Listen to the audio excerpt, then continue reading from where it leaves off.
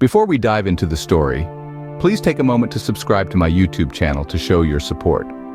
Now, let's travel back in time to the early 1970s, when a sequence of strange and petrifying assaults started occurring in the secluded moorland of Bodmin in Cornwall, England. The Beast of Bodmin Moor is back. Its legend, whispered in hushed tones by locals and visitors alike, has once again taken a foreboding turn. There's an unsettling chill in the air, a palpable fear that grips the quaint scenic community, nestled amidst the wild beauty of Bodmin Moor. The relentless fog, blanketing the moor with an eerie shroud, adds an element of mystery to the already tense atmosphere. The landscape, usually a serene vista of rolling grasslands and lush foliage, now seems to harbor a nefarious entity. In this tranquil setting, a gruesome event has rocked the rural tranquility. A case of fatal livestock mutilation, marking the return of the elusive creature, has brought back the suppressed fears and tales of the infamous Beast of Bodmin Moor. The unfortunate victim of the recent attack was a sheep, found mutilated beyond recognition.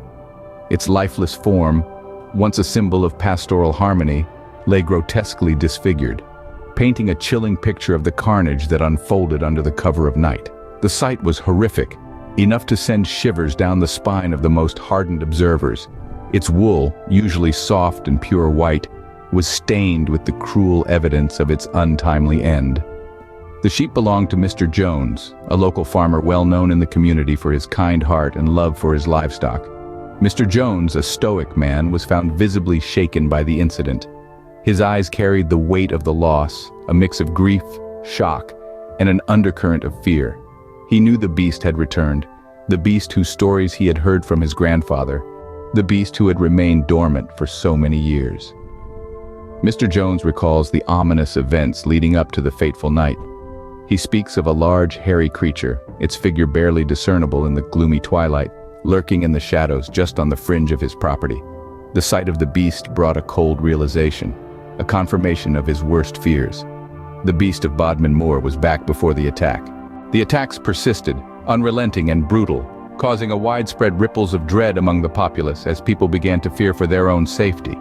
This terror wasn't without reason, for the beast, the monstrous entity that was causing this havoc, was reported to be large and tremendously powerful. There were accounts from various terrified locals who claimed to have seen the beast. Each account seemed to elevate the beast's ferocity, adding more layers to the already terrifying image formed in everyone's mind. It was said to possess sharp claws, capable of tearing apart the most robust of materials, and fierce teeth that glittered ominously under the moonlight, sending shivers down the spine of the toughest of individuals. Beyond its physical attributes, the beast was also described as being astoundingly elusive. It moved like a shadow, merging with the darkness, unseen and unheard until it chose make its presence known. This characteristic made it nearly impossible to track down, to anticipate its actions, or to predict where it would strike next. The darkness of the night was no longer a blanket of serenity, but a cloak for the beast, making the unknown even more terrifying. News of these attacks spread far and wide, attracting both the curious and the fearful. The people of Bodmin Moor lived each day amidst this growing unease. The once tranquil moor, now with the whispers of terror, with the fear of the beast. The Beast of Bodmin Moor, as it was now known, had become a growing concern for residents of the area. It had not only disrupted their peace, but had also instilled an unprecedented fear in their hearts. It was a fear so profound that it began to rule their lives. People refrained from venturing out once the sun had set, and the once vibrant nightlife was cast into a grim silence.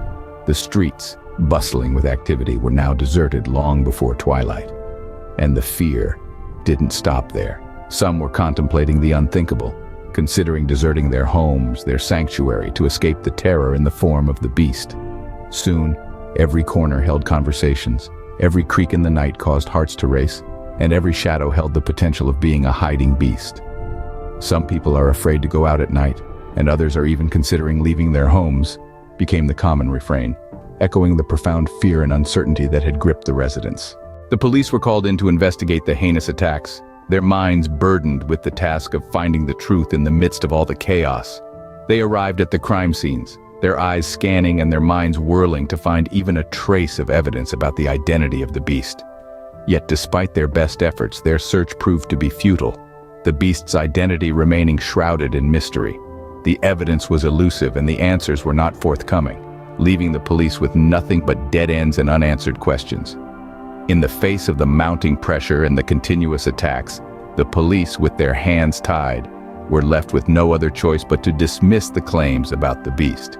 They attributed the attacks to the work of pranksters or wild animals, desperately trying to offer a rational explanation to the scared citizens. They argued that the beast was nothing but an urban legend, a figment of imagination concocted by people with too much time on their hands. Despite these official announcements, many people remained unconvinced. The whispers about the beast continued to echo in the streets, the fear palpable in the eyes of everyone. The beast had managed to instill a terror that the police, despite their best efforts, were failing to mitigate. The thought of the beast lurking in the shadows had managed to grip the city in a vice of fear, the silence of the night interrupted by the nightmares of the beast. "We believe the attacks are being carried out by a group of young people who are trying to scare people," the police announced, their words failing to comfort the scared citizens. They pledged to continue their investigations, to leave no stone unturned in their quest for the truth. They promised to protect the city and its citizens, to bring an end to the reign of terror. In response to the increasing concerns and the escalating fear, the police announced that they would be increasing patrols in the area. This decision was a testament to their commitment to maintaining peace and ensuring the safety of the citizens. They were determined to prevent any further attacks, to protect the city from the clutches of the beast. The police ended with a stern resolve. "We are taking the matter seriously, and we will be increasing patrols in the area." The attacks continued for several months, and the beast of Bodmin Moor became a national obsession.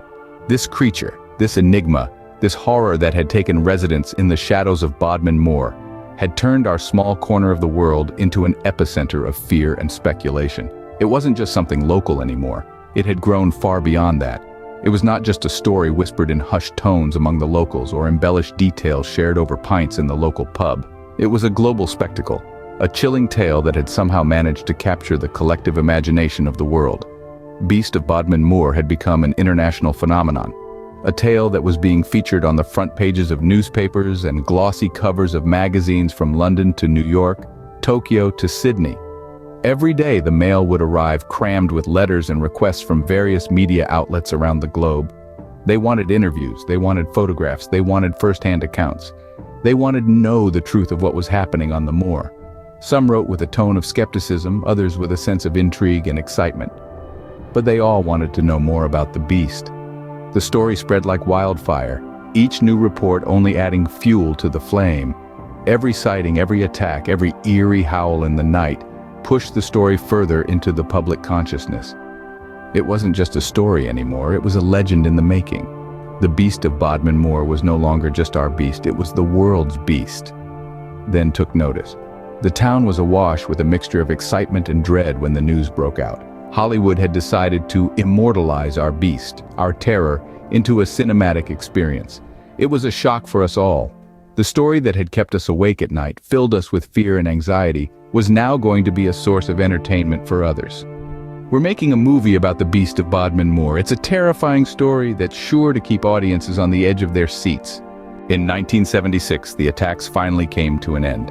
The people of the community exhaled a collective sigh of relief, albeit with a lingering sense of dread. After years of sleepless nights, filled with fear and uncertainty, a silent calm descended on the moor. The silence was eerie, almost unnatural considering the terror that the fabled beast had unleashed.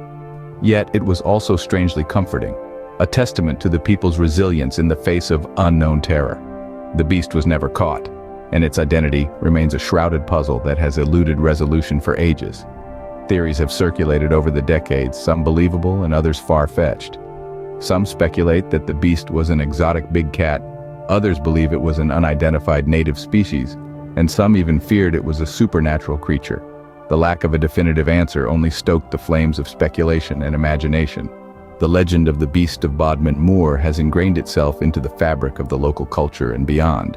Its tale is passed through generations, each one adding a layer to the narrative, making the beast more terrifying and elusive in their tales. The story has been the subject of countless books, documentaries, and debates. further solidifying its place in the annals of unsolved mysteries. The beast's legend has permeated far beyond the boundaries of Bodmin Moor, becoming a legend that captivates the minds of people across the globe. It's a fascinating tale that encapsulates the human fascination with the unknown and the unexplained. It's a testament to our collective curiosity and our inherent desire to solve the mysteries that surround us. However, despite countless investigations and numerous attempts to unveil the truth, the beast's identity remains a conundrum. It's a mystery that has proven to be as elusive as the creature itself. It's a riddle that whispers in the wind, a question that echoes in the silence of the moor, a puzzle that continues to baffle even the most seasoned investigators. The beast of Bodmin Moor continues to live on, and it remains one of the most famous and enduring mysteries in British folklore. Its tale is a chilling reminder of the unknown that lurks in the shadows, the mysteries we yearn to solve, and the legends that continue to captivate our imaginations.